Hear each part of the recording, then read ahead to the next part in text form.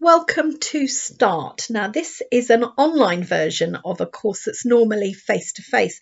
Normally, you'd be meeting in groups of 5 to 12, and I would be delivering a talk. You would have exercises to do, but then you'd be discussing it in your group. But unfortunately, due to the circumstances at the moment, we've not been able to do that. So this is a version that's written for you to listen to at home on your own. And you'll need to have with you the resource pack. So we're looking at the first session this week, which is called Life is for Living. So what you'll need is that sheet in front of you as you listen to this video. Now, there are 6 videos in all, and I would guess that the session lasts about 30 minutes each. So 6 times 30 is the course. As you listen to the video, at various points, I'll be talking like I am now. And then I will ask you to stop the video so that you can reflect on something that I've said, or so that you can engage in one of the activities that are on the worksheets. Now, as I said, our first session today is called Life is for Living. Now, we all have a life, but sometimes we may think, where exactly is this life going to? What's life really all about? What's the point of it? Where will it end? So this is our really opportunity for these next 30 minutes to sit back and to think and reflect on where we are on that journey of life. Now, I don't know whether you've heard the saying that as you get older, time seems to get faster. Well, I certainly find that as I get older. But I do remember a time when I was only 12 years old, and I was talking with my friend about the following year being when we would finally reach that golden age of being a teenager, and we'd turn 13. And I can remember thinking that it was taking such a long time to get there, because for me, it was almost like the start of your life. You were a young adult and lots of exciting things were on the horizon. But now looking back, those years have gone so fast. For half an hour now, we're going to think about our lives. But how do we describe our lives? Well, I've come up with 4 different ways of describing our lives. Now, the first one, you might describe your life in terms of the number of things that you've collected, the material things that you've collected through your life. When my son went out to Singapore, he decided very quickly that he was going to go out there to study medicine, and within 3 months he'd had his interview, been accepted to medical school, and was on the plane on his way to Singapore to begin a new life. And I remember before he left that he had a suitcase that he could put all his possessions into, and I remember thinking it was almost like packing your life into one suitcase, because he had to look at everything and decide what things he was going to take with him. And on the day that he left, I remember he'd filled his suitcase, the suitcase had gone, and he was wearing a very formal jacket. Now, there were 2 purposes for this jacket. One was because it saved room in the suitcase, because he was wearing it, so he didn't have to pack it. And the other thing is, this jacket had lots and lots of pockets in it. And he packed every single pocket with items. So the jacket itself, if you weighed it, would weigh 12 kilos. That's just gives you some example, some idea of how much he'd managed to pack into that jacket. And I do remember there was a little tripod tucked into his pocket that was poking out.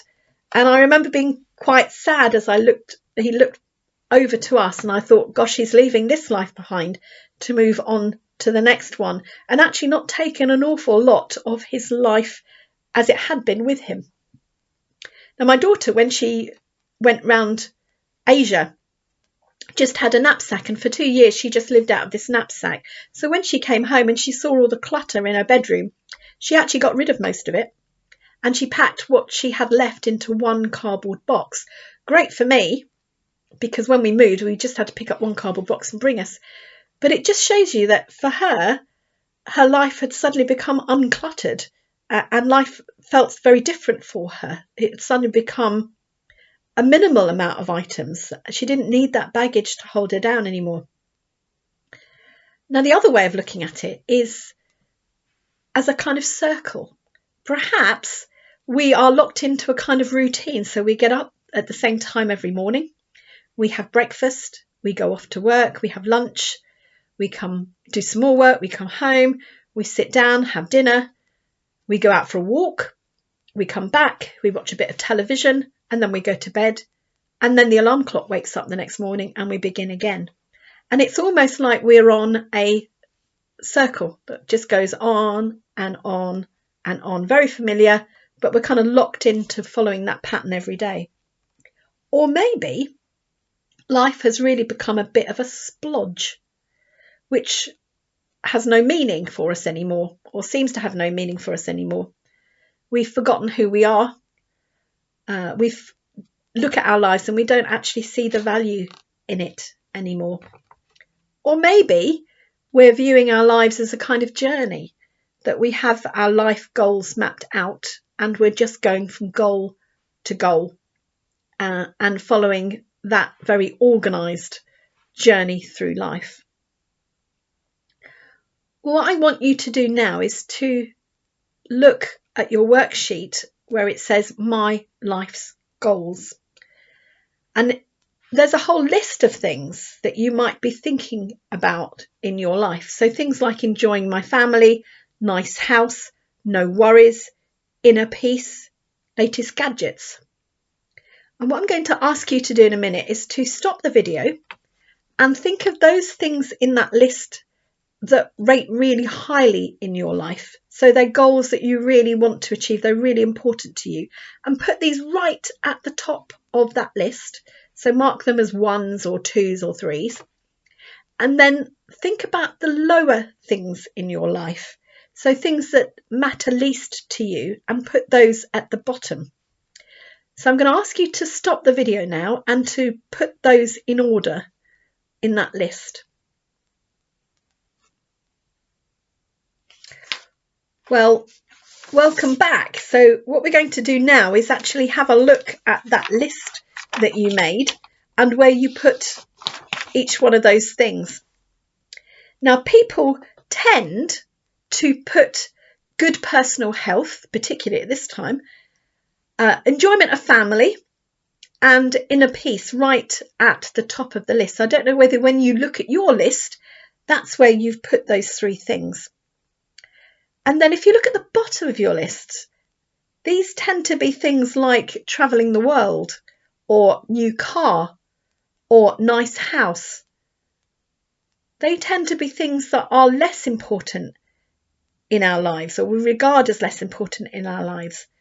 Now, when I do funerals, very often when people are remembering the person that they are saying goodbye to, and I ask them what you really valued about the person, they will often talk about the moments, those special moments they shared together and those memories they created being together. And it'll be the time element that they spent. So, for example, I had an 8-year-old once and I was talking to him about his grandma. And I said, what are you going to miss most about grandma? And he said, making jam, because his grandmother used to, every summer, invite him round to make jam. And he really enjoyed being at her kitchen with her, creating jams in little jam jars that he could bring home and eat through the rest of the year. Just being with her alongside her and talking to her was really important to him. She also used to keep pennies on the mantelpiece. I just remember this story. She used to keep the pennies on the mantelpiece. And when he came round, if there were lots of pennies on the mantelpiece, he knew that she would be playing cards with him, because they'd sit down and they'd play card games together, and those pennies just added an extra bit of excitement, because if you won, you got a little pile of pennies. And he remembered those vividly, and he really loved her for being willing to spend that time with him, finding him that important that she was able to stop what she was doing and just stop and play with him. We're going to move on now to our next exercise, and it's called Lifeline. Now, looking back on those things that were important to you and the things that were less important to you, I wonder whether you have your priorities right, whether you in your life when you look at it, are spending enough time doing those things that are really important to you? Or do you find yourself being absorbed into doing those things that perhaps are not so important? Because so many people spend a lot of their time and effort trying to obtain things that they have at the bottom, and less time focused on those things that are right at the top. Now, when you come to the lifeline, which is just a line on your page, and it has a B and it has a D for the time that you were born, time that you die, or you will die. What I want you to think about is where on that line you are at the moment in your life. So some of us may be towards the end, and we've got far more of life behind us than we have in front of us. Some of you, if you're one of our younger viewers, may be sitting there thinking, well, actually, I'm right at the beginning of my life, really. I've got a huge number of years ahead of me. So you would put yourself right at the beginning. And others are somewhere in the middle. In a moment, I'm going to ask you to stop the video, and I'm going to ask you to put yourself on that line. So just put a cross of where you are at the moment in your lifeline. But I also want you to put 4 more things on it. I want you to put 2 things that are really memorable because they were happy events for you. So really important happy events that happened to you. And also 2 sad events in your life. So 2 things that you've had to work through that have been quite sad.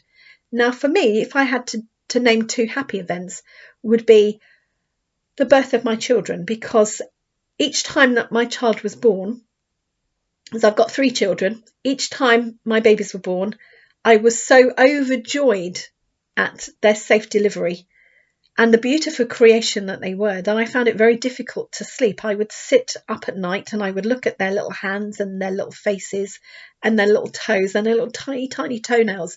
And I would be so overawed by the amazing prospect of a new creation that I just couldn't go to sleep. And they were really high points in my life. I think my heart was overflowing with love for them each time. And I do remember after my first son was born and I was pregnant with my second child, being really worried that I would have enough love to give to this new baby.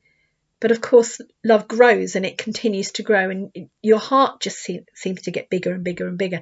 So I was very fortunate that having 3 lovely children, that I was able to love each one of them. And then the second positive one was the wedding of my daughter. Now, my son had been married a few years before, and that was an amazingly beautiful time as well. But there was something special when my daughter got married, because my husband had the privilege of walking her down the aisle. And I can just remember looking over to him and looking at his face, and I knew how nervous he was, but I could see the love, the pride and the joy in his face on that day. And that really stays with me. So that's a really high point in my life too. Now, there've been lots and lots of joyful moments in my life. That's only just 2 of them. But there've also been some quite dark times in my life. So I just want to give you 2 of them. The first one was the death of my dad, because it was just a year after I was married to my husband that my father died of a heart attack. Now, he'd already had 2 heart attacks. This was the 3rd heart attack, and he didn't recover from this one. And just after that, I found out I was pregnant. And I can remember thinking at the time that my dad should be here to share in this, because he would have just been so overjoyed at the possibility of having a grandchild. So I remember that was quite a difficult time. And then when my son was 5 months old, I lost my mother. And it was really difficult because I was in my early 30s. I had 3 young children. I was working as a teacher, and my brother was suddenly orphaned. He was only 18 years old, and he came to live with us for a while. And I remember that being a really dark year. I can't honestly remember huge amounts about that year. I just remember that I coped with it and I got through it. But it was a really difficult time. So though perhaps the death of my mum and my dad are probably the 2 darkest moments in my life. So I want you to stop the video now, and I want you to do your own lifeline, where you are 2 good and 2 not so happy moments in your life. And then join me again.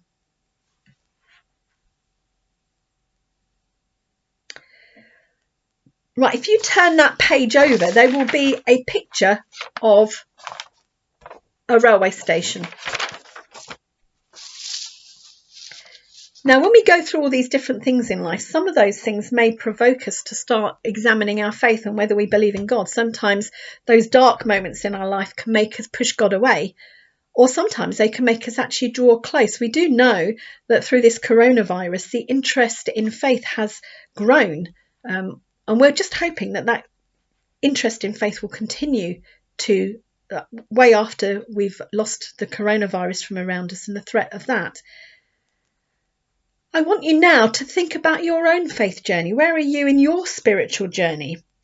And I want you to look at that diagram of that picture of the railway station. And I want you to look in the right-hand corner at the bottom, because there is a woman there who's sitting there fast asleep. And I'm wondering whether any of you could be that person in your journey of faith, that you're just there sleeping at the moment, that you've not really engaged with faith at all. It's just really passed you by and you've never really engaged with it. It's something that happens out of your consciousness for other people. Or maybe you're just about to wake up. Maybe you're thinking now in your half sleep state that actually you're going to awaken and something's going to happen. If you go to the centre of the page, there is a picture of a man standing in front of a route planner. Perhaps that's you. Perhaps, you're looking at the connections in your life and they don't seem to go together, and you want to find a route that joins it all up. And maybe you're beginning to think that faith may be the answer. Maybe you want to start a journey to see if those things can start to make sense to you. Maybe you've got questions that you want answered and you think that possibly a journey in faith might help you to answer some of those questions. So you're wondering whether it's something that you can invest in and that you want to buy a ticket. Maybe you're at the ticket machine and you're already buying a ticket. You've already made that decision that you want to go on a journey and you're just putting your investment in to get your ticket out, to be part of it all. Maybe you're along the platform waiting for the train to come and you're just waiting for the right train to come along so that you can join it and start your journey of faith. Or maybe you're even sitting in the train and you've made that decision and that commitment to go on a journey in faith. All I want you to do now is to look at all the different characters in that picture and just ring the one that most represents your journey of faith, whether you're at the start of it or whether you've moved on a bit in that faith journey of yours.